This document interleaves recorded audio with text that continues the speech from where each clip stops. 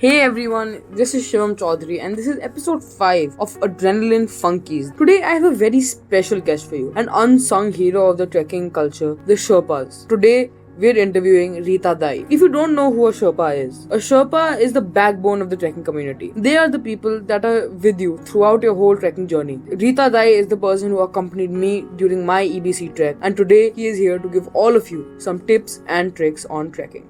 So, can you give a quick introduction about yourself? My name is Rita Sherpa. I'm from Nepal. I'm from Khumjung. It's located in Everest region. I do mountaineering, climbing plus trekking since 2017. Okay, that's great. So today I'm just going to be asking you a couple questions about trekking and some tips and tricks. So First let's talk about the best time for trekking. So what is the best times of the year and what are the weather conditions like in the seasons you recommend that a normal trekker treks? So in here, normally in Everest region, we have like two seasons, two times. Spring is good for like climbing and trekking. March, April, May, 3 months. Okay. And another one is like September to November. So in the spring season, that month is good, like good weather, and for the climbing, the condition of the mountain, the snow is also good for climbing. Okay. It's safe. Okay. And on September, October is normally people do trekking. The trekking is more popular than the mountaineering. Okay. Because that time the weather is very good. You can see the sky very clear. Yeah. So the scenery. Yes. Okay. The scenery very clear.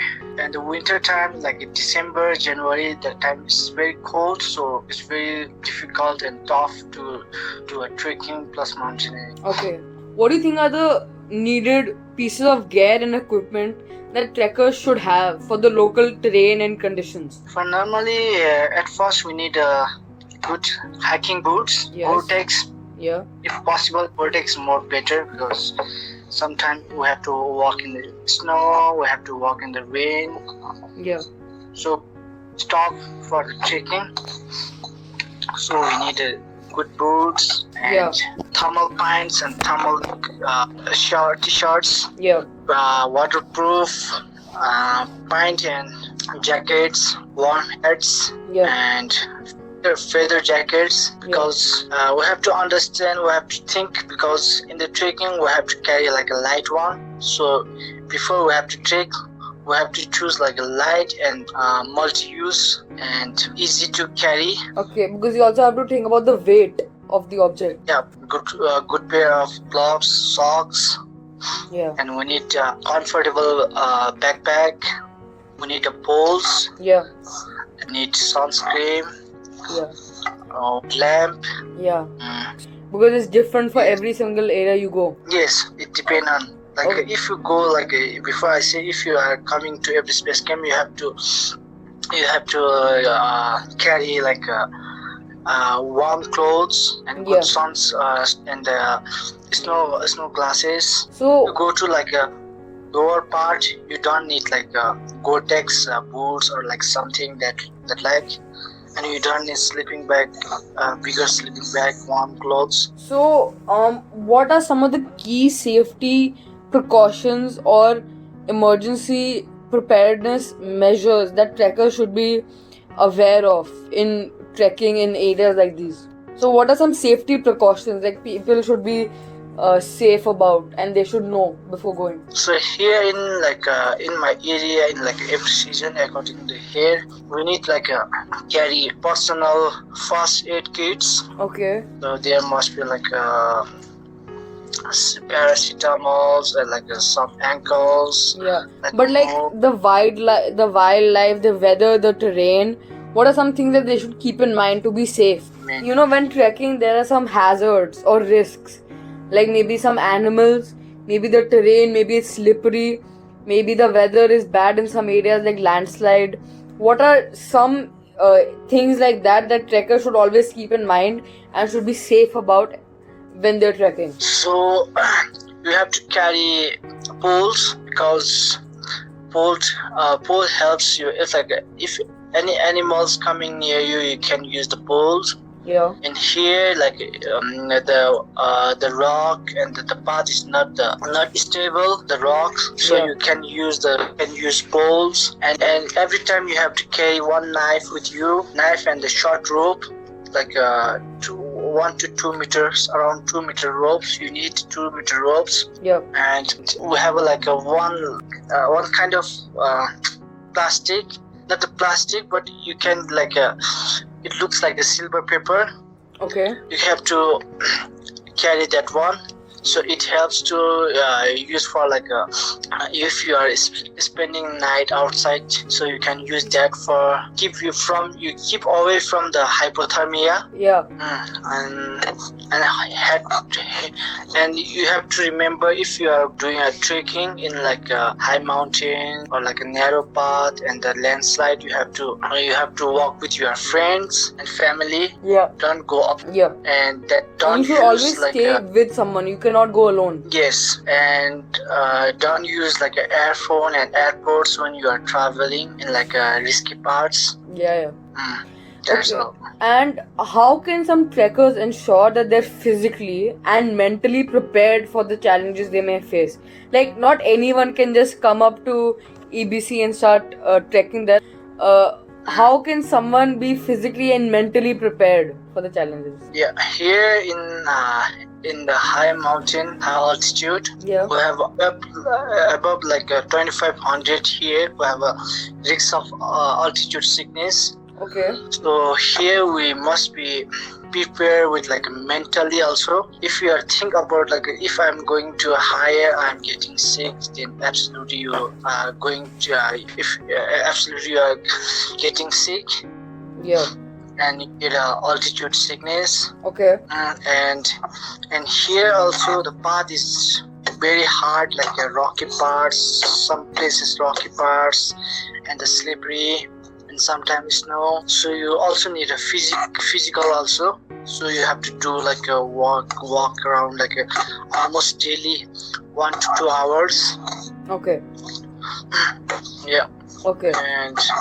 And yeah, that's all. Can you share some tips on navigating the trails, like compasses, reading the maps, staying on the right path?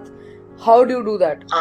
In here we can do, before you say you can use the compasses and the map. We do. And we born here in like in the mountain, so we have like I can't explain, but we have like a knowledge. Okay, so you Like, have to have some general knowledge. So you'll always recommend to have a Sherpa with you. Better, yes. Okay. And are there any specific skills, like how fast you should go, how much water you should take, when all should you take a break or rest, which is important for trekkers to know? So in the high altitude, we walk very slowly. So we have to walk very slowly, because otherwise we will catch quickly by the altitude sickness. Okay. So every time we go higher, we go slower and slower. So the higher you go, the slower you go. Yes. Okay. And in the high altitude, we have to, if to avoid from the high altitude, we have to drink lots of liquid.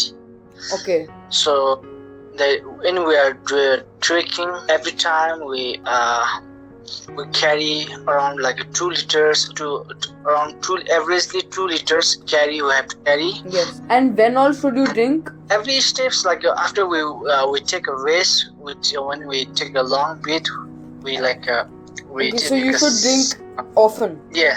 Okay. Continually. And when all should you take breaks? Like every half an hour, every 15 minutes, what? You don't leave to your lips dry. You have to keep continue. Okay. If you are dry, then it's difficult. Then you should take a break only when your body needs to. Yes. Okay. And we don't stop like everywhere, because after we walk like continually, our body getting heat. Yeah. And after we taking a rest, our like because of before we have like a sweating in our body, so it's getting very fast in the mountain. We get very cold. We get cold very quickly. Okay. So we don't stop too much time. Yeah. We have to continue. So, obviously someone can't just go to EBC and start trekking, right? They need to have some previous experience or some other treks. So, do you recommend any such treks that someone should always go to before just maybe going to a mountain as big as EBC? In near your area, everywhere. Near area you have to hike. So you're saying that anywhere near your home there are always going to be small treks and you should always do that? Yes, yeah. Okay, I think that's really nice. I think that's all. Thank you so much, Rita Dai. I know you took a lot of time out of your schedule. You're at Everest right now as well, so thank you so much for just talking to us. This is going to help a lot of young, unexperienced trekkers and people in understanding what they should do.